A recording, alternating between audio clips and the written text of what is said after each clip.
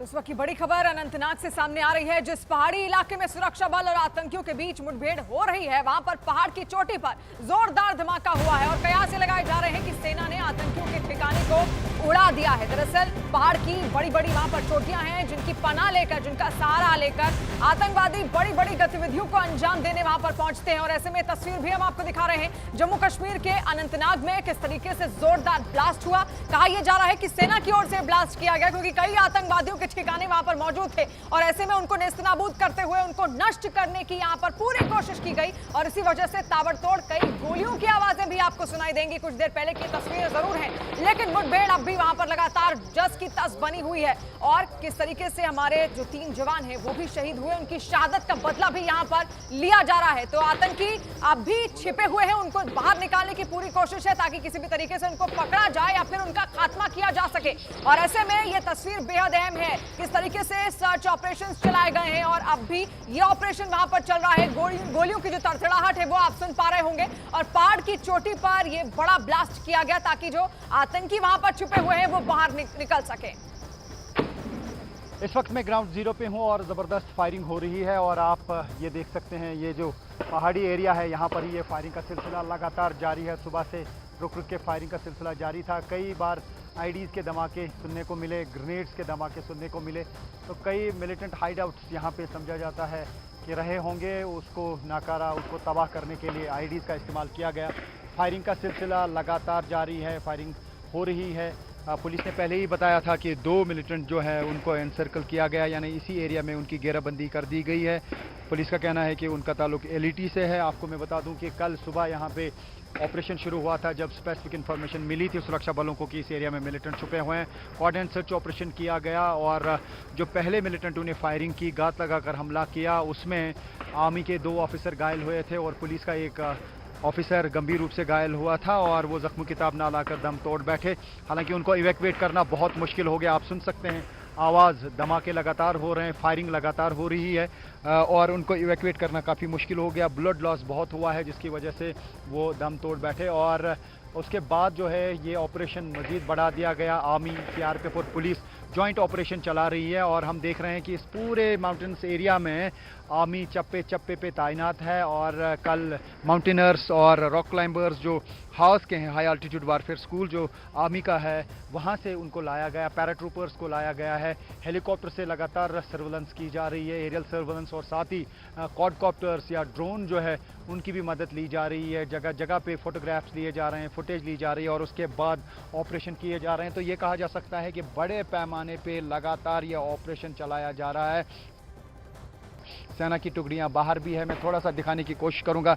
यहाँ जो outer cover है वो आर्मी का है, पुलिस का और सीआरपीएफ का है। आप सुन सकते हैं आवाज़।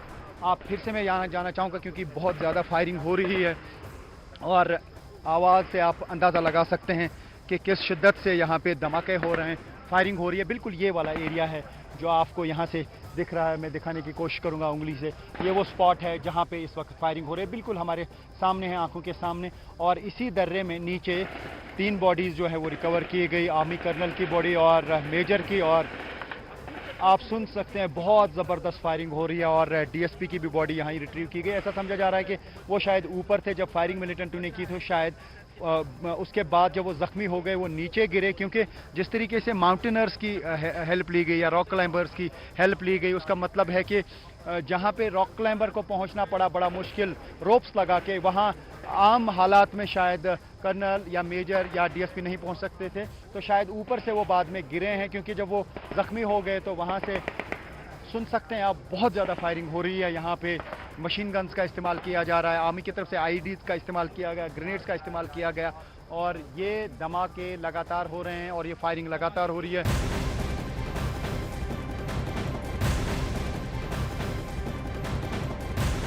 तो जम्मू कश्मीर के अनंतनाग में सर्च ऑपरेशन के दौरान आतंकियों के साथ मुठभेड़ में शहीद हुए हरियाणा के पानीपत के रहने वाले मेजर आशीष का पार्थिव शरीर आज दोपहर बाद उनके घर पहुंचेगा।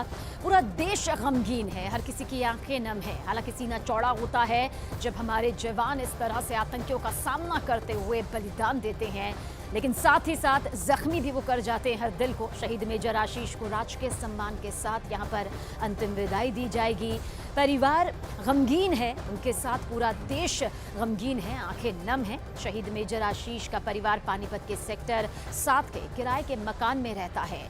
आशीष के रिश्तेदारों का रो रो कर बुरा हाल है। जब से खबर उनके परिवार तक पहुंची है, रो रो कर लोगों का बुरा हाल है। आशीष के जीजा जी सुरेश हमारे साथ हैं। सुरेश जी, बहुत दुख की घड़ी है, कैसे जानकारी मिली, कैसे ये खबर आपके घर तक पहुंची? कल सबसे पहले उनके यूनिट से उनके किसी दोस्त का फ़ोन आया था कि भाई यहाँ मुठभेड़ हो रही है और आशीष काफ़ी इंजर्ड हो गया है। सबसे पहले कॉल यही आई थी। उसके बाद फिर परिवार के पास कोई डायरेक्ट कॉल नहीं आई। मीडिया से फिर शाम को पता लगा कि वे बस शहीद हो चुके हैं। उनका एक बच्चा भी है, पत्नी ज्योति हैं और 3 बहनों में अकेले भाई थे। घर में किस तरीके से उनका आपस में सबसे मेल जोल था, जो अब बीच में नहीं है, तो बस याद करने के लिए? वो बहुत हंसमुख था, बड़े मजाकिया स्वभाव का था। जब भी वो आता था तो अपने बहनों को अपने पास बुलाता था, उनके साथ आउटिंग पे जाता था। भाई मैं 3 दिनों बाद आया हूँ, बल्कि वो खुश होते थे भाई हम बाहर का खाना खाएंगे। वो कहता नहीं, मैं घर का खाऊंगा। घर से खाना खा के तब उनको लेकर डिनर करवाने जाता था या बाहर घूमने जाता था। सबसे मिल के रहता था। उनकी मेजर बनने की जो कहानी है, वो कहते हैं कि बचपन में जैसे पुलिस जो सिपाही का जो खेल बच्चे खेलते हैं, और चाचा भी एयरफोर्स में थे, तो कहीं ना कहीं घर से प्रेरणा मिली कि देश के लिए काम करना है, देश सेवा में जाना है। हाँ जी, वो अपने चाचा से इंस्पायर थे ज़्यादा। उन्हीं को देख के ही उन्होंने सोचा था, उनका एक सपना था कि भाई मैंने डिफेंस में जाना है। उनका जो कजन ब्रदर है वो भी मेजर है आर्मी में, तो यही सोच के वो गया था कि उसका शुरू से सपना था कि मैंने आर्मी में जाना है। आज हिंदी दिवस है। इस दिन को खास बनाने के लिए भारत का नंबर 1 न्यूज नेटवर्क न्यूज 18 एक बार फिर लेकर आया है हिंदी के सम्राट प्रतियोगिता। इसमें दर्शक हिंदी मुहावरे पूरा करते हैं और बनते हैं हिंदी सम्राट। कैसे, आप भी देखिए। अरे जरा पास आइए, पता है ना दूर के ढोल कैसे होते हैं? बताइए बताइए। दौड़ाइए अपने दिमाग के, पूरा कीजिए ऐसे मुहावरे और बनिए हिंदी के सम्राट। दीजिए मिस्ड कॉल 9990898918 पर और जीतिए आकर्षक इनाम। हिंदी दिवस पर खास, सिर्फ न्यूज 18 पर।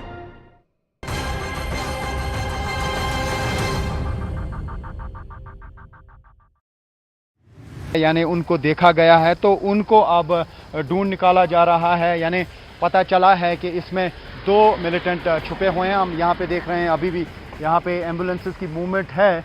हालांकि लगातार ऑपरेशन जो चलाया जा रहा है, इसमें अभी टाइम लग सकता है, लेकिन पुलिस ने ये कंफर्म किया है कि 2 मिलिटेंटों को जो है एनसर्कल किया गया है। उसमें उज़ैर खान का नाम बताया जा रहा है। उज़ैर खान जुलाई 2022 से एक्टिव है और वो A+ कैटेगरी का मिलिटेंट है। वो काफ़ी सारे मिलिटेंट से रिलेटेड एक्टिविटीज़ में इन्वॉल्व है। पिछले साल यहाँ पे ग्रेनेड अटैक भी हुआ था, इसी साल बताया जा रहा है कि उसमें भी उसकी इन्वॉल्वमेंट है। तो फिलहाल 2 मिलिटेंटों के यहाँ घेराबंदी किए जाने की पुलिस ने पुष्टि की है। प्रशांत,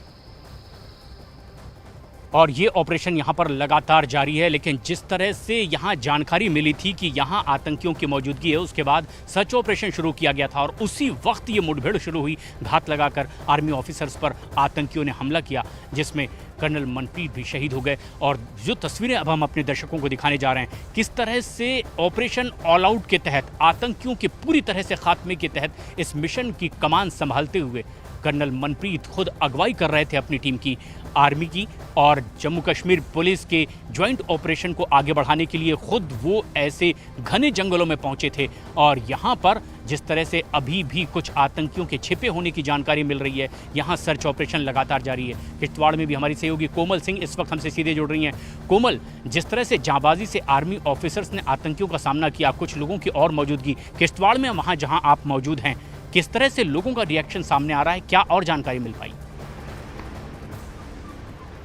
देखिए प्रशांत, लोगों में सबसे पहले अफसोस तो है ही, एक दर्द है, लेकिन दर्द के बाद उन्होंने ये भी कहा कि हमें गर्व है कि हमारे किश्तवाड़ का जो बच्चा है वो देश के काम आया है। उनके पिताजी से हमारी बात हुई, उनके परिवार के सभी सदस्य से बात हुई, और सबसे बड़ी बात है कि रवि की शादी जो है वो 2 दिसंबर को होने वाली थी, और पिछली बार जब वो छुट्टी आया था तो अपनी शादी की सारी तैयारियां वो यहाँ से करके लौटा था। हालांकि वो अभी 4-5 दिन पहले ही उसने अपने परिवार में सबसे बात की, और उन्होंने ये भी कहा कि मैं जल्दी घर लौटूंगा। तो जाहिर सी बात है प्रशांत जी की जब एक सेना में भर्ती होता है कोई और वो देश की रक्षा करने के लिए वर्दी पहनता है, वो उसे नहीं मालूम होता कि अगर वो शहादत पाएगा तो वो तिरंगे में लौटकर घर आएगा। तो रवि जिस तरीके से तिरंगे में लौटकर घर आया तो सारा गांव जो है वो उनकी आंखें नम हो चुकी थी। सारे गांव में मतलब एक किस्म से ये कह सकते हैं कि पूरी तरह से मातम पसरा हुआ था। इस वक्त भी आप अगर देखेंगे मेरे पीछे तो यहाँ पर पूरे गांव की गाड़ियाँ यहाँ पर पहुँची हुई थी, उसका दाह संस्कार हुआ है। सेना के बड़े अधिकारी, जम्मू कश्मीर पुलिस के एसएसपी समेत सारे जो गांव के लोग, हालांकि यहाँ पर जितने भी स्थानीय स्कूल थे, स्कूल के बच्चे भी यहाँ पर आकर उन्होंने रवि को श्रद्धांजलि दी है। और ऐसे तो रजौरी में अभी भी जिस तरह से ऑपरेशन, सर्च ऑपरेशन चारों तरफ से अभी भी चल रहा है, क्योंकि 3 आतंकवादियों के होने की आशंका जताई जा रही थी। दोनों को मार दिया है, 2 पाकिस्तानी आतंकियों को मारा है। और ये ऑपरेशन जिस तरीके से आगे बढ़ाया जा रहा है कोमल, दूसरी तस्वीर वो आप जो बता रही हैं, किस तरीके से किश्तवाड़ में गमगीन है रवि का परिवार, जो एक जांबाजी से देश के लिए लड़ते हुए जिसने अपने सर्वोच्च बलिदान जिसने दिया है, अब तमाम उन बलिदानियों को तिरंगे में लपेटकर पूरे राजकीय सम्मान के साथ उनका अंतिम संस्कार किया जाएगा। लेकिन जिस तरह से जांबाजी से ये तमाम जांबाज भारत की सेना के लड़ते हुए शहीद हुए हैं, शायद देश उन्हें कभी नहीं भूल पाएगा, क्योंकि जिस तरह से लगातार घुसपैठ के बाद आतंकी गतिविधियां सीमा पार से जारी है, उन्हें मुंहतोड़ जवाब देने के लिए, उनके खात्मे के लिए पूरी जांबाजी से ये आगे बढ़ रहे थे। और ऐसे में ये शहीद हुए। जम्मू कश्मीर पुलिस के डीएसपी भी उनमें से एक थे, 2 ऑफिसर्स जम्मू कश्मीर पुलिस के भी एक ऑफिसर इसमें शहीद हुए हैं। लेकिन 2 आतंकियों को ढेर कर लिया गया। कुछ की और मौजूदगी की खबर मिल रही है। मानो हमारे सहयोगी इस वक्त हमसे सीधे जुड़ रहे हैं पानीपत में। मानो जिस तरह से जांबाजी से लड़ते हुए देश की रक्षा के लिए सर्वोच्च बलिदान इन शहीदों ने दिया है, किस तरह का परिवार का रिएक्शन है? प्रशांत, देखिए पूरा देश उस परिवार को सलाम कर रहा है, उस शहीद को सलाम कर रहा है, क्योंकि ये इकलौते बेटे थे अपने परिवार के। 3 बहनें थी, आशीष धोचट इनकी, और पानीपत के सेक्टर 7 में परिवार रहता है। जब से ये खबर मिली है, ये दुखद खबर मिली है, उसके बाद ही बुरा हाल है पूरे परिवार का। उनके पिताजी, हम बार बार उनको यहाँ पे देख रहे हैं, नम आंखें हैं, और जैसे ही कोई चहेता उनके करीब होता है तो गले लिपट के रोने लगते हैं। और एक ऐसा बेटा जो हमेशा हंसमुख था। जब उनकी जीजाजी से हमारी बात हुई तो उन्होंने बताया कि हंसमुख थे आशीष, और अपनी बहनों के बहुत चहेते थे। और जब उनसे आखिरी बार बात हुई तो आप इससे अंदाजा लगाइए कि देश सेवा में जंगल सत्याग्रही कहा जाता है। श्यामलाल सोमजी का जीवन सनातन से ही प्रेरित था। हमारे छत्तीसगढ़ के ही शहीद